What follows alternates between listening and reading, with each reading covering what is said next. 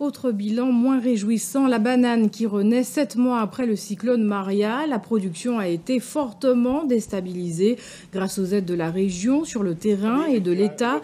Les livraisons ont repris, mais il faudra du temps pour atteindre les 70 000 tonnes annuelles de bananes exportées.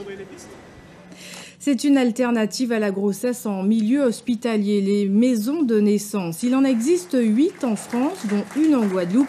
Le temps de naître a fêté son premier anniversaire. L'établissement est installé dans les locaux de la clinique des Eaux Claires à Bémao et offre plus de liberté aux futures mamans souhaitant accoucher naturellement. Christelle Théophile, Ludovic Guédu.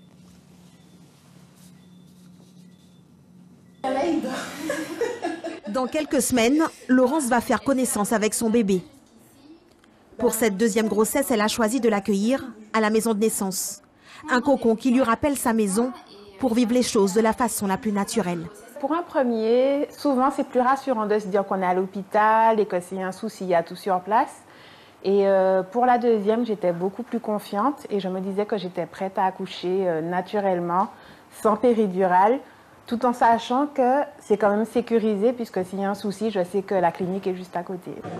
Installée au cœur de la clinique Les Eaux Claires, sur le même palier que la maternité, la maison de naissance est une structure autonome entièrement gérée par des sages-femmes. Ici, elles sont 8 à assurer le suivi des grossesses. Les critères d'admission sont restrictifs. La maison de naissance, elle est réservée à des femmes qui présentent une grossesse à bas risque. Des femmes aussi qui n'ont pas d'antécédents médicaux particuliers. Au moindre souci, dès qu'il y a une anomalie, que ce soit en cours de grossesse, en cours d'accouchement ou dans le postpartum, nous sommes amenés à transférer à notre partenaire qui est la clinique Les Eaux Claires. Voici la chambre de naissance. Une baignoire d'accouchement. Le matériel médical est quasi discret, rien à voir avec un hôpital. Ici, l'aménagement est intimiste et chaleureux. Laurence est conquise. Avec un ballon. On est libre d'évoluer, franchement c'est apaisant, c'est sécurisant, on se sent déjà détendu rien que de voir la pièce.